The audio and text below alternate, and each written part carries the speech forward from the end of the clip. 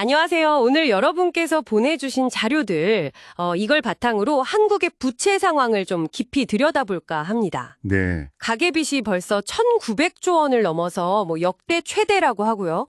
또 주요 대기업들 현금 사정에도 좀 빨간불이 켜졌다는 그런 내용인데요. 네, 그 자료들 보니까 가게랑 기업 양쪽에서 좀 위험 신호가 꽤 뚜렷하게 보이는 것 같아요. 그렇죠. 관련 연구나 해외 사례, 그리고 또 AI 기술 활용 방안, 투자 관점까지 아주 다양한 자료를 주셨어요. 맞습니다. 특히 그 단기성 차입이 늘고 있다는 점, 이게 좀 주목해야 할 부분이고요. 이게 우리 경제 전반에 어떤 의미가 있을지, 또 AI나 투자 관점은 어떻게 연결될지 한번 자세히 보죠. 네, 좋습니다. 그럼 일단 가계부채부터 좀 짚어볼까요? 가계 신용 총액이 1,929조 원. 이게 역대 최대라는 점이 참 눈에 띄네요. 네, 규모가 엄청나죠. 근데 더 걱정되는 건 아까 말씀하신 대로 마이너스 통장이나 카드론 같은 이런 단기성 차입, 이게 181조 원이 넘는다는 거예요.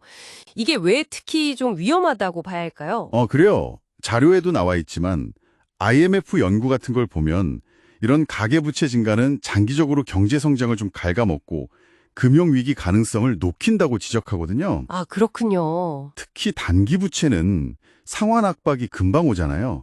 그러니까 이게 연체로 이어지기 쉽고 자칫하면 금융 시스템 전체의 문제로 번질 수 있다는 거죠.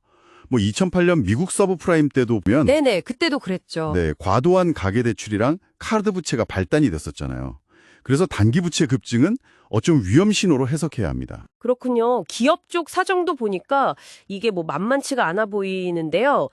LG, SK, 롯데, GS 같은 주요 그룹들, 여기 상당수가 영업활동 현금 흐름, OCF라고 하죠. 이게 좀 안 좋아졌다고 나와 있네요. 네, 맞아요. 그 OCF가 중요하죠. SK 같은 경우는 단기 차입금이 44조 원으로 제일 많은데 OCF는 확 줄었고 LG는 아예 OCF가 1조 원 적자 상태라고 하고요. 심지어 배터리나 디스플레이 사업 구도조정 얘기까지 나오더라고요. 여기서 좀 흥미로운 지점은 매출 자체는 어느 정도 유지가 되는데 실제 손에 쥐는 현금, 그러니까 현금 흐름이 나빠지고 있다는 거예요. 아, 이건 결국 기업들이 운영 자금을 점점 더 빚에 의존하게 된다는 신호일 수 있거든요. 그 MBR 연구에서도 보면 현금 흐름이 안 좋은 기업들은 경기가 안 좋아지면 투자를 줄이거나 심하면 부도 위험까지 커준다고 하잖아요. 네, 그렇죠. 예전에 90년대 일본 기업들 사례를 봐도 그때 현금 유출이 심하니까 비핵심 자산 팔고 사업 철수하고 그랬었거든요. LG 구도조정 얘기도 약간 그런 맥락에서 볼 수 있지 않을까 싶네요. 참 어려운 상황인데 근데 또 이 자료들을 보면 AI 기술이 이런 위기 상황에 좀 도움이 될 수 있다. 이런 분석도 있더라고요. 이게 좀 흥미로웠어요. 네, 맞아요. AI를 활용한 여러 대응 방안을 제시하고 있는데요. 구체적으로 어떤 방식일까요? 예를 들면 머신러닝 같은 걸로 카드 소비 패턴이나 채무 수준 이런 걸 분석해서 가게나 기업의 신용 위험을 미리 예측하는 모델을 만드는 거죠. 아, 예측 모델이요? 네.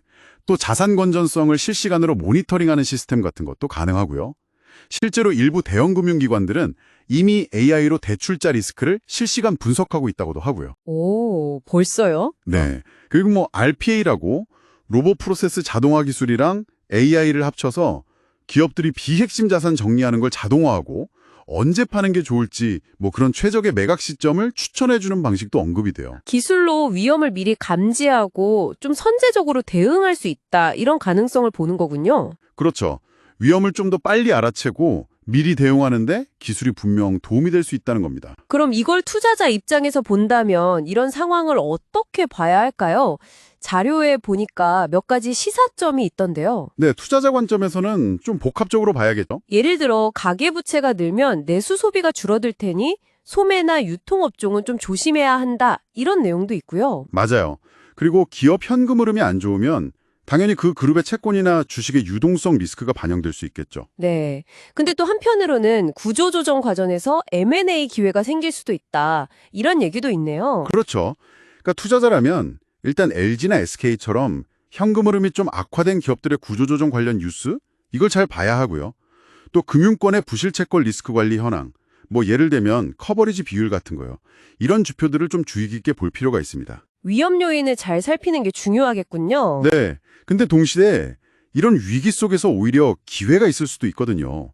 예를 들어서 스마트한 소비나 신용 관리를 도와주는 그런 AI 솔루션 기업들, 이런 데는 성장 가능성이 있을 수 있잖아요. 아, 새로운 기회 요인이군요. 네.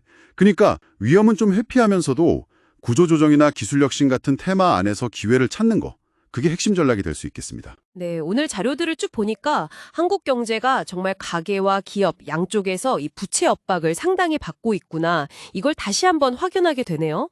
특히 단기 차입 증가는 정말 좀 우려스러운 지점이고요. 네, 맞습니다. 동시에 이런 위기를 진단하고 또 대응하는데 AI 같은 신기술을 활용하려는 움직임이 있다는 점, 그리고 투자 관점에서는 위험 요인이랑 기회 요인을 같이 봐야 한다는 점도 짚어봤습니다. 그럼 마지막으로요, 이 자료들의 바탕으로 여러분께 한번 생각해 볼 만한 질문을 던져보겠습니다.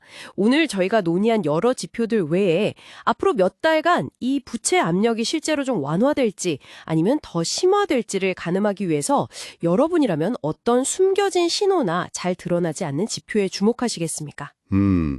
흥미로운 질문이네요. 예를 들면 뭐 특정 유형의 단기 대출 변화율이라든지 아니면 대기업 말고 중견기업들의 현금 흐름 추세 같은 거, 이런 데 또 실마리가 될 수도 있겠죠? 다음에 더 흥미로운 분석으로 찾아뵙겠습니다.